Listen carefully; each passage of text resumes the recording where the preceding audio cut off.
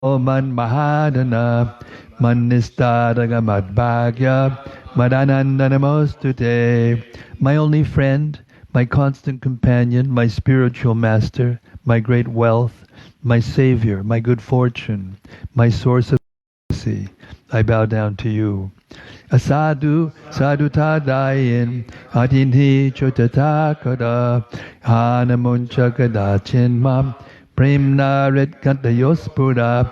O bestower of saintliness to the unsaintly, O exalter of the most fallen, please never leave me. Always appear in my heart and my voice with pure love. Om Namo Bhagavate Vasudevaya. Om Namo Bhagavate Vasudevaya. Om Namo Bhagavate Vasudevaya. Vritrasura's glorious death. Text 1. Shukadeva Goswami said, desiring to give up his body, Vritrasura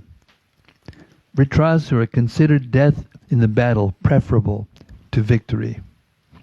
O King Parikshit, he vigorously took up his trident and with great force attacked Lord Indra, the king of heaven, just as Kaitaba had forcibly attacked the Supreme Personality of Godhead when the universe was inundated. Purport. Although Vritrasura repeatedly encouraged Indra to kill him with the thunderbolt, King Indra was morose at having to kill such a great devotee and was hesitant to throw it. Vritrasura, disappointed that King Indra was reluctant despite his encouragement, took the initiative very forcefully by throwing his trident at Indra. Vritrasura was not at all interested in victory. He was interested in being killed so that he could immediately return home, back to Godhead. As confirmed in Bhagavad Gita 4:9, Chaktvadeham punarjanmaya naiti. After giving up his body, a devotee immediately returns to Lord Krishna and never returns to accept another body. This was Vritrasura's interest. Text 2. Then Vritrasura, the great hero of the demons, whirled his trident, which had points like the flames of the blazing fire at the end of the millennium. With great force and anger, he threw it at Indra, roaring and exclaiming loudly, O sinful one, thus I shall kill you. Text 3. Flying in the sky, Vritrasura's trident resembled a brilliant meteor. Although the blazing weapon was difficult to look upon, King Indra, unafraid, cut it to pieces with his thunderbolt. Simultaneously he cut off one of Vritrasura's arms, which was as thick as the body of Vasuki, the king of the serpents. Text 4. Although one of his arms was severed from his body, Vritrasura angrily approached King Indra and struck him on the jaw with an iron mace. He also struck the elephant that carried Indra. Thus Indra dropped the thunderbolt from his hand. Whoa! Text 5. The denizens of various planets, like the demigods, demons, charanas, and siddhas, praised Vritrasura's deed. But when they observed that Indra was in great danger, they lamented, Alas! Alas!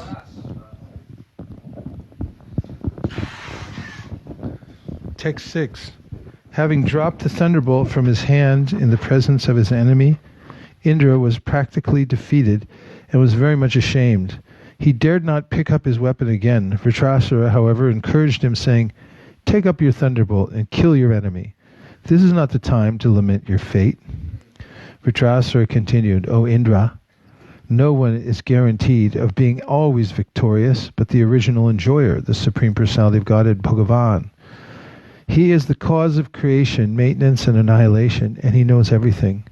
Being dependent and being obliged to accept material bodies, belligerent subordinates are sometimes victorious and sometimes defeated. Purport, the Lord says in Bhagavad Gita 15:15, Sarvasya chaham hridisannivishto matak smritir jnanam apohanam cha. I am seated in everyone's heart, and from me come remembrance, knowledge, and forgetfulness.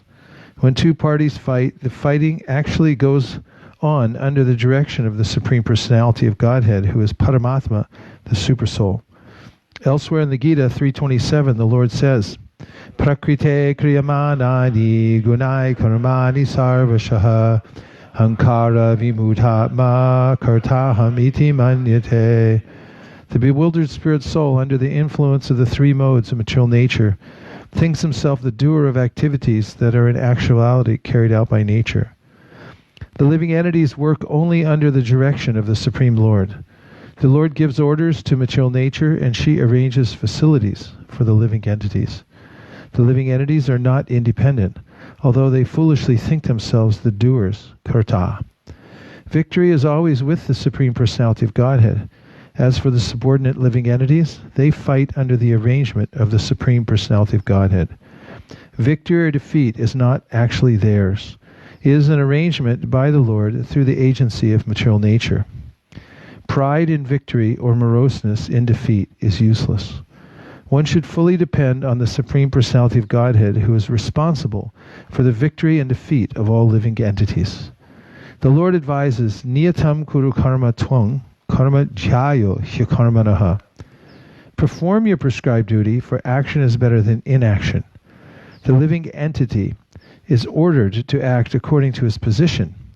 Victory or defeat depends on the Supreme Lord. Karma nivadikaraste ma paleshu kadachana. You have a right to perform your prescribed duty, but you are not entitled to the fruits of actions. One must act sincerely according to his position. Victory or defeat depends on the Lord. Vritrasura encouraged Indra, saying, Don't be morose because of my victory. There's no need to stop fighting. Instead, you should go on with your duty. When Krishna desires, you will certainly be victorious. This verse is very instructive for sincere workers in the Krishna consciousness movement. We should not be jubilant in victory or morose in defeat. We should make a sincere effort to implement the will of Krishna, or Sri Chaitanya Mahaprabhu, and we should not be concerned with victory and defeat. Our only duty is to work sincerely so that our activities may be recognized by Krishna. 8. All living entities in all the planets of this universe, including the presiding deities of all the planets, are fully under the control of the Lord. They work like birds. They work like birds caught in a net, who cannot move independently. Purport, the difference between the suras and the asuras is that the suras know that nothing can happen without the desire of the Supreme Personality of Godhead, whereas the asuras cannot understand the supreme will of the Lord. In this fight, Vritrasura is actually the sura, whereas Indra is the asura. No one can act independently. Rather, everyone acts under the direction of the Supreme Personality of Godhead. Therefore, victory and defeat come according to the results of one's karma, and the judgment is given by the Supreme Lord, karmana daiva netrina. Since we act under the control of the Supreme according to our karma, no one is independent, from Brahma down to the insignificant ant. Whether we are defeated or victorious, the Supreme Lord is always victorious because everyone acts under his directions. 9. Our sensory prowess, mental power, bodily strength, living force, immortality, and mortality are all subject to the superintendence of the Supreme Personality of Godhead. Not knowing this, foolish people think the dull material body to be the cause of their activities. O King Indra, as a wooden doll that looks like a woman, or as an animal made of grass and leaves, cannot move or dance independently, but depends fully on the person who handles it, all of us dance according to the desire of the Supreme Controller, the Personality of Godhead. No one is independent. Purport. This is confirmed in Chaitanya Charitamrita Adi Lila. Ekale Ishar Krishna Arsha Brita Jare Jaiche Nachai Sa Tajche Kare Nirto. Lord Krishna alone is the Supreme Controller, and all others are his servants. They dance as he makes them do so. We are all servants of Krishna. We have no independence. We are dancing according to the desire of the Supreme Personality of Godhead, but out of ignorance and illusion, we think we are independent of the Supreme Will. Therefore it is said, Ishvara Parama Krishna Sakshidananda Vigraha Anadiradir Govinda Sarvakarana Karanam. Krishna, who is known as Govinda, is the Supreme Controller. He has an eternal, blissful spiritual body. He is the origin of all. He has no other origin, for he is the prime cause of all causes. Text 11. The three Purushas, Karanodakashayi Vishnu, Garbhodakashayi Vishnu, and Shirodakashayi Vishnu, the material energy, the total material energy, the false ego, the total material energy, the false ego, the five material elements, the material senses, the mind, the intelligence, and consciousness cannot create the material manifestation without the direction of the Supreme Personality of Godhead. Purport. That was correct. No, energy. But the material nature, the total material energy. Yes, correct. Thank you. Purport. As confirmed in the Vishnu Purana, Parasya Brahmana Shaktis Tatedam Akilam Jagat. Whatever manifestations we experience are nothing but various energies of the Supreme Personality of Godhead. These energies cannot create anything independently. This is also confirmed by the Lord Himself in Bhagavad Gita 9.10. Maya Jakshina Prakriti Suyate Sacharacharam. This material nature is working under my direction, O son of Kunti, and it is producing all moving and unmoving living beings. Only under the direction of the Lord, the Supreme Person, can Prakriti, which is manifested in 24 elements, create different situations for the living entity. In the Vedas, the Lord says, Madhyam Mahimanam Cha Parabrahmeti Shabditam Vedasya Sandagritam Me Samprashna Rivitam Hiri. Since everything is a manifestation of my energy, I am known as Parabrahman. Therefore, everyone should hear from me about my glorious activities. The Lord also says in Bhagavad Gita 10.2, Ahang Adir Hidevanam. I am the origin of all the demigods. Therefore, the Supreme Personality of Godhead is the origin of everything, and no one is independent of Him. Srila Madhvacharya also says, Anisha Jiva Rupena. The living entity is Anisha, never the controller, but is always controlled. Therefore, when a living entity becomes proud of being an independent Ishvara, or God, that is his foolishness. Such foolishness is described in the following verse. 12. A foolish, senseless person cannot understand the Supreme Personality of Godhead. Although always dependent, he falsely thinks himself the Supreme. If one thinks, according to one's previous fruitive actions, one's material body is created by the father and mother, and the same body is annihilated by another agent, as another animal is devoured by a tiger, this is not proper understanding. The Supreme Personality of Godhead Himself creates and devours the living beings through other living beings. Purport. According to the conclusion of the philosophy known as karma mimamsa, one's karma or previous fruitive activity is the cause of everything, and therefore there is no need to work. Those who arrive at this conclusion are foolish. When a father creates a child, he does not do so independently. He is induced to do so by the Supreme Lord. As the Lord Himself says in Bhagavad Gita 15:15, Sarvasichaham hridisanavisto mattaksmritir jnanam apohanam cha. I am in everyone's heart, and from me come remembrance, knowledge, and forgetfulness. Unless one receives dictation from the Supreme Personality of Godhead, who sits within everyone's heart, one cannot be induced to create anything. Therefore the father and mother are not the creators of a living entity. According to the living entity's karma, fruitive activities, he is put into the semen of the father, who injects the living entity into the womb of the mother.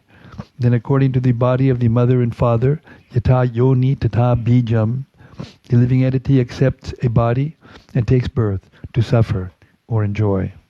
Therefore the Supreme Lord is the original cause of one's birth. Similarly, the Supreme Lord is the cause of one's being killed. No one is independent. Everyone is dependent. The true conclusion is that the only independent person is the Supreme Personality of Godhead. Text 13. Just as a person not inclined to die must nonetheless give up his longevity, opulence, fame, and everything else at the time of death, so at the appointed time of victory, one can gain all these when the Supreme Lord awards them by His mercy. Purport.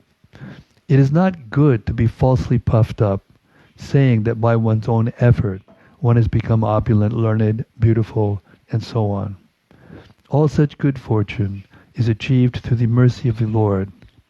From another point of view, no one wants to die, and no one wants to be poor or ugly. Therefore, why does the living entity against his will receive such unwanted troubles? It is due to the mercy or chastisement of the Supreme Personality of Godhead that one gains or loses everything material. No one is independent. Everyone is dependent on the mercy or chastisement of the Supreme Lord. There's a common saying in Bengal that the Lord has 10 hands. This means that He has control everywhere, in the 8 directions and up and down. If He wants to take everything away from us with His 10 hands, we cannot protect anything with our 2 hands. Similarly, if He wants to bestow benedictions upon us with 10 hands, we cannot factually receive them all with our 2 hands. In other words, the benedictions exceed our ambitions. The conclusion is that even though we do not wish to be separated from our possessions, sometimes the Lord forcibly takes them from us. And sometimes He showers such benedictions upon us that we are unable to receive them all. Therefore, either in opulence or in distress, we are not independent. Everything is dependent on the sweet will of the Supreme Personality of Godhead. Text 14. Since everything is dependent on the supreme will of the Personality of Godhead, one should be equipoised in fame and defamation, victory and defeat, life and death. In their efforts, represented as in their effects, represented as happiness and distress, one should maintain oneself in equilibrium without anxiety. Text 15. One who knows that the 3 qualities, goodness, passion, and ignorance, are not qualities of the soul, but qualities of material nature, and who knows that the pure soul is simply an observer of the actions and reactions of these qualities, one should be understood to be a liberated person. He is not bound by these qualities. Purport. As the Lord explains in Bhagavad Gita 18:54, Brahmabhutak prasanatma nashuchati nakankshati samak sarveshu bhuteshu madbhaktim labate param. One who is transcendently situated at once realizes the Supreme Brahman and becomes fully joyful. He never laments or desires to have anything. He is equally disposed to every living entity. In that state he attains pure devotional service unto me.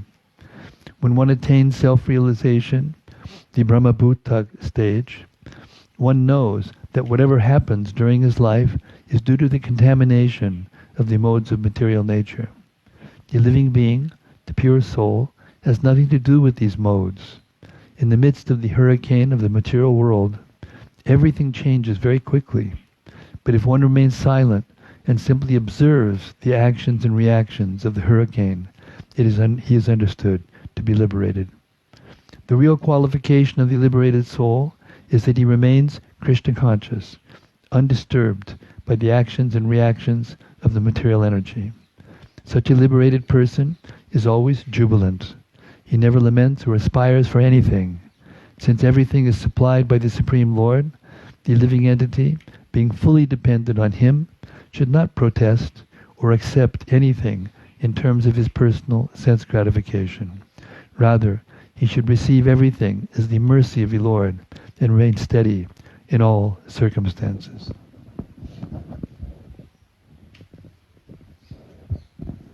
Just an observation about the hurricane, actually the hurricane of the material world. And I've seen these pictures in Japan of the tsunami coming and washing everything away suddenly.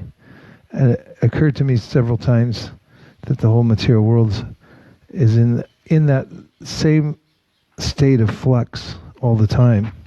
It's going a little slower usually. And I don't see it all at once, but actually that's how my whole life is moving. It's just being washed away, but imperceivably, but except for when it goes faster. Yes. Regarding this topic in the previous verse. What happened to the mic?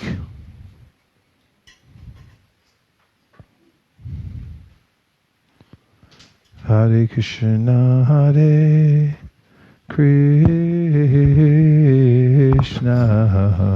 Krishna Krishna, Hare Hare. Hare Krishna. Regarding this topic in the previous verse, it was mentioned that one should understand that everything is happening by the will of the Supreme Lord, and one point was mentioned that one should therefore not be affected by defamation. And so I was just wondering, of course we can understand how that applies to material society, being affected by fame or infamy in material society, but as far as in a Vaishnava society, do we have the same attitude that fame or infamy do not affect us in the society of Vaishnavas, or do we take that more into consideration than we would a material society? Or we still remain aloof from fame and infamy in a Vaishnava society? Still remain aloof. Text number 16. O my enemy, just look at me. I have already been defeated, for my weapon and arm have been cut to pieces.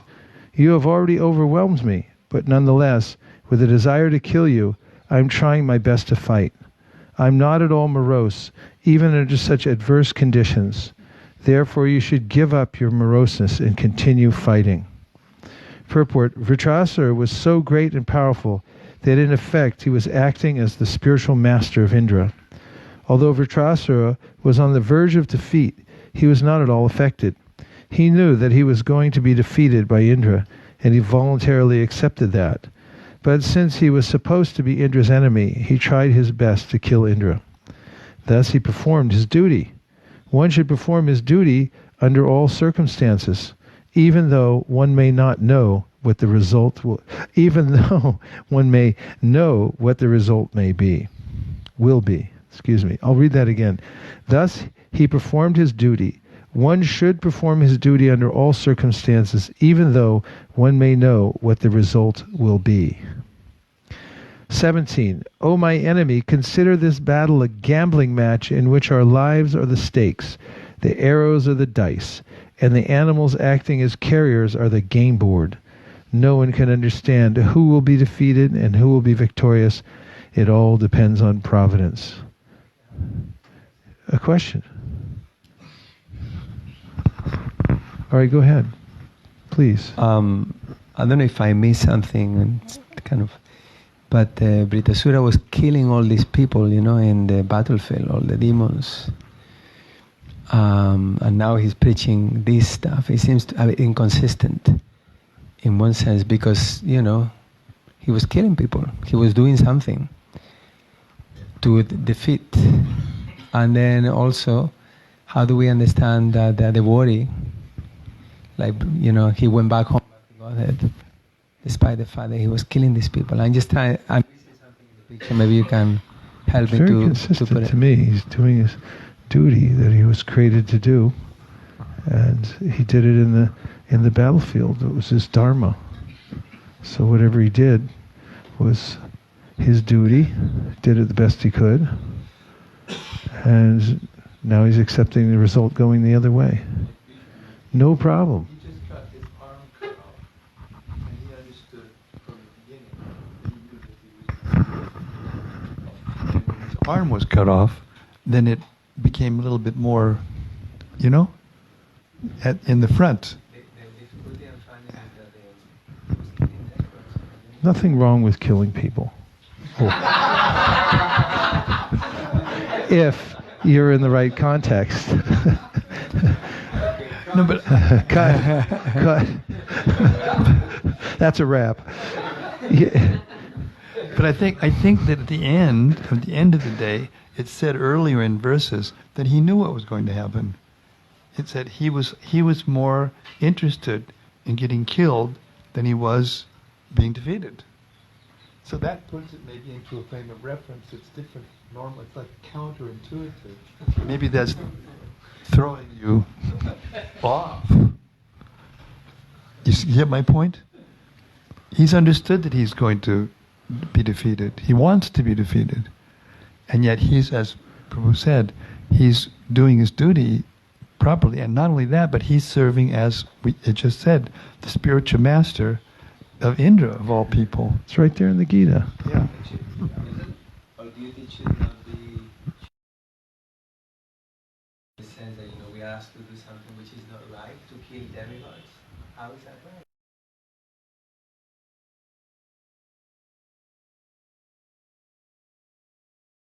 Allotted duty. Okay. Moving on. We're behind. 18. Shukadeva Goswami said, hearing the straightforward, instructive words of Vritrasura, King Indra praised him and again took the thunderbolt in his hand. Without bewilderment or duplicity, he then smiled and spoke to Vritrasura as follows. We can address it later. Not at all. I just didn't want to make you feel like you were cut off, or that I cut you off. Purport. King Indra, the greatest of the demigods, was astonished to hear the instructions of Vritrasura, who is supposed to be a demon. He was struck with wonder that a demon could speak so intelligently. Then he remembered great devotees like Prahlad Maharaj and Bali Maharaj, who had been born in the families of demons, and thus he came to his senses. Even so-called demons sometimes have exalted devotion for the Supreme Personality of Godhead. Therefore Indra smiled reassuringly at Vritrasura. Dhruva Maharaj slaughtered so many yakshas, and he got a pass. Vritrasura should definitely get a pass. 19. Indra said, O great demon, I see your discrimination and endurance in devotional service, despite your dangerous position. That you are a perfect devotee of the Supreme Personality of Godhead, the Supersoul and friend of everyone. Purport. As stated in Bhagavad Gita 6.22, Yam labba chaparam labham manyate nadikam tataha yasmin stito nadukena gurunapi vichalyate. Established in Krishna consciousness, one never departs from the truth. And upon gaining this, he thinks there's no greater gain. Being situated in such a position, one is never shaken, even in the midst of the greatest difficulty. An unalloyed devotee is never disturbed by any kind of trying circumstance. Indra was surprised to see that Vritrasura, undisturbed, was fixed in devotional service to the Lord. For such a mentality is impossible for a demon. However, by the grace of the Supreme Personality of Godhead, anyone can become an exalted devotee. Striyo Vaishas Tata Shudras Tepi Yanti Param Gatim. An unalloyed devotee is sure to return home, back to Godhead. 20. You have surmounted the illusory energy of Lord Vishnu, and because of this liberation, you have given up the demoniac mentality and have attained the position of an exalted devotee. Purport. Lord Vishnu is the Mahapurusha. Therefore, one who becomes a Vaishnav attains the position of a Mahapurusha. This position was attained by Maharaj Parikshit. It is said in the Padma Purana that the distinction between a demigod and a demon is that a demigod is a devotee of Lord Vishnu, Whereas a demon is just the opposite. Vishnu Bhakta Smrito Daiva Asuras Tadviparyayaha. Vritrasura was considered a demon, but actually he was more than qualified as a devotee. The Mahaparusha, or Mahapurusha, if one somehow becomes a devotee of the Supreme Lord, whatever his position, he can be brought to the position of a perfect person. This is possible if an unalloyed devotee tries to serve the Lord by delivering him in this way. This is possible if an unalloyed devotee tries to serve the Lord by delivering him in this way. What do you have? What do you got? Let's hear it. This is possible if an Here. unalloyed devotee. Start over. This is possible if an unalloyed devotee delivers him in this way and thus tries to serve the Lord. Much better. Okay. More better. Therefore, Shukadeva Goswami says in the Srimad Bhagavatam 2.418, Kirata hunandra pulinda pulukasha abhira shrumbha yavana kasadaya yenecha papa yarapashrayashraya shudyanti tasmai prabhavishnave namaha. Kiratas, hunas, andras, pulindas, pulkashas, abhiras, shrumbhas, yavanas, and members of the Kasa race, and even others addicted to sinful acts, can be purified by taking shelter of the devotees of the Lord, for He is the supreme power. I beg to offer my respectful obeisances unto Him. Anyone can be purified if he takes shelter of a pure devotee and molds his character according to the pure devotee's direction. Then, even if one is a Kirata, Andhra, Pulinda, or whatever, he can be purified and elevated to the position of a Mahaparusha. Text 21. O Vritrasura, demons are generally conducted by the mode of passion. Therefore, what a great wonder it is that although you are a demon, you have adopted the mentality of a devotee and have fixed your mind on the Supreme Personality of Godhead, Vasudeva, who is always situated in pure goodness. Purport. King Indra wondered how Vritrasura could have been elevated to the position of an exalted devotee. As for Prahlad Maharaj, he was initiated by Narada Muni, and therefore it was possible for him to become a great devotee, although he was born in a family of demons. For Vritrasura, however, Indra could not detect such causes. Therefore he was struck with wonder that Vritrasura was such an exalted devotee that he could fix his mind without deviation upon the lotus feet of Lord Krishna, Vasudeva. 22. A person fixed in the devotional service of the Supreme Lord, Hari, the Lord of the highest auspiciousness, swims in the ocean of nectar. For him, what is the use of the water in small ditches? Purport. Vritrasura has formerly prayed, Bhagavatam 6:11-25, Nanaka prishtam nachapada meshyam nasarva bhaumam chanasadipatyam. I do not want the facilities for happiness on Brahmaloka, Swargaloka, or even Dhruvaloka, not to speak of this earth or the lower planets. I simply want to return home back to Godhead. This is the determination of a pure devotee. A pure devotee is never attracted to any exalted position within this material world.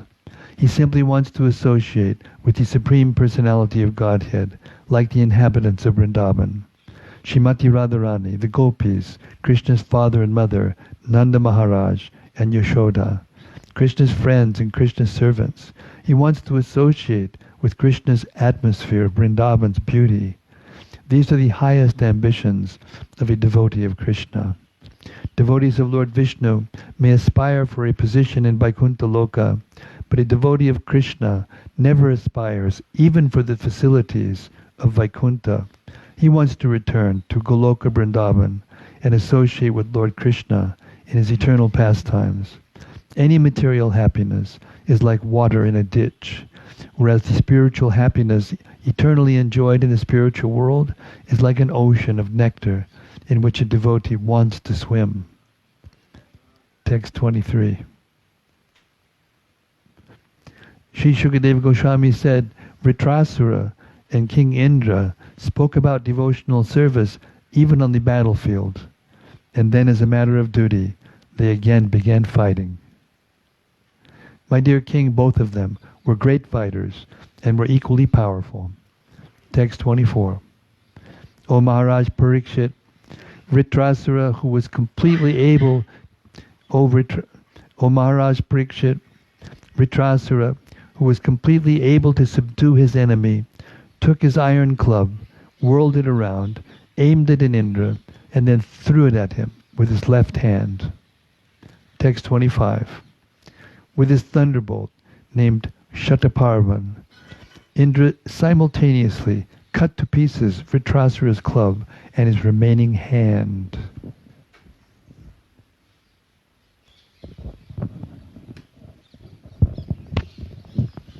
Vritrasura, bleeding profusely, his two arms cut off, and at their roots looked very beautiful, like a flying mountain whose wings have been cut to pieces by Indra. Purport: it appears from the statement of this verse that sometimes there are flying mountains and that their wings are cut by the thunderbolt of Indra. Vritrasura's huge body resembled such a mountain. Vritrasura was very powerful in physical strength and influence. He placed his lower jaw on the ground and his upper jaw in the sky. His mouth became very deep, like the sky itself, and his tongue resembled a large serpent. With his fearful, death-like teeth, he seemed to be trying to devour the entire universe. Thus, assuming a gigantic body, the great demon, Vritrasura, shook even the mountains and began crushing the surface of the earth with his legs. As if he were the Himalayas walking about, he came before Indra and swallowed him in Airavata, his carrier, just as a big python might swallow an elephant. Okay, Himalayas. It's Himalayas.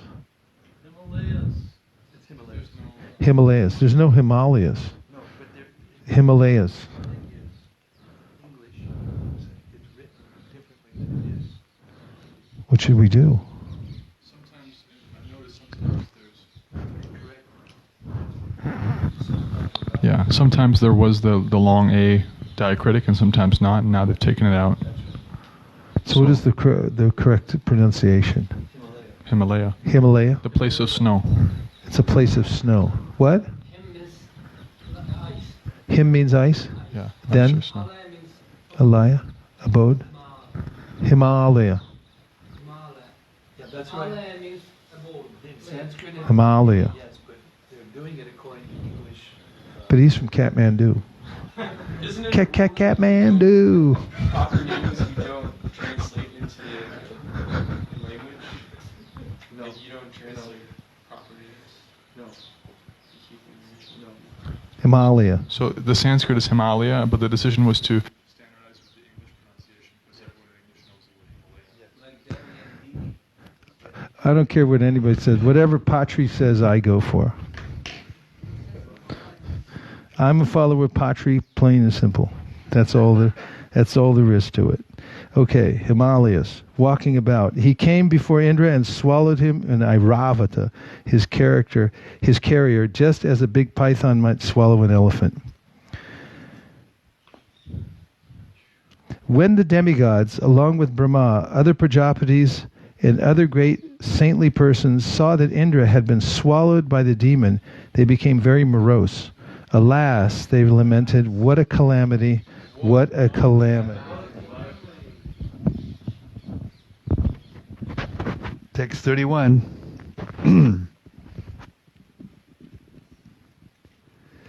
The protective armor of Narayana, which Indra possessed, was identical with Narayana himself, the Supreme Personality of Godhead. Protected by that armor and by his own mystic power, King Indra, although swallowed by Vritrasura, did not die within the demon's belly. 32. With his thunderbolt, King Indra, who was also extremely powerful, pierced through Vritrasura's abdomen and came out. Indra, the killer of the demon Bala, then immediately cut off Vritrasura's head, which was as high as the peak of a mountain. Text 33. Although the thunderbolt revolved around Vritrasura's neck with great speed, separating his head from his body took 1 complete year, 360 days, the time in which the sun, moon, and other luminaries complete a northern and southern journey. Then, at the suitable time for Vritrasura to be killed, his head fell to the ground.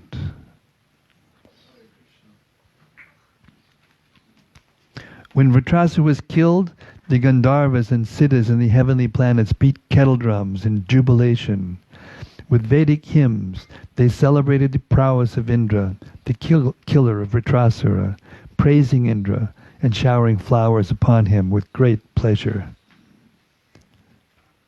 O King Parikshit, subduer of enemies, the living spark then came forth from Vritrasura's body and returned home, back to Godhead. While all the demigods looked on, he entered the transcendental world to become an associate of Lord Sankarsana. Srila Vishwanath Chakravarti Thakur explains that Indra, not Vritrasura, was actually killed. He says that when Vritrasura swallowed King Indra and his carrier, the elephant, he thought, "Now I have killed Indra, and therefore there is no more need of fighting. Now let me return home, back to Godhead." Thus he stopped all his bodily activities and became situated in trance. Taking advantage of the silence of Vritrasura's body, Indra pierced the demon's abdomen, and because of Vritrasura's trance, Indra was able to come out. Now Vritrasura was in yoga samadhi, and therefore, although King Indra wanted to cut his throat, the demon's neck was so stiff that Indra's thunderbolt took 360 days to cut it to pieces. Actually, it was the body left by Vritrasura that was cut to pieces by Indra. Vritrasura himself was not killed. In his original consciousness, Vritrasura returned home, back to Godhead, to become an associate of Lord Sankarsana. Here the word alokam means the transcendental world, Vaikuntha, where Sankarsana eternally resides. Thus end the Bhaktivedanta purports of the 6th canto, 12th chapter of Srimad Bhagavatam, entitled Vritrasura's Glorious Death.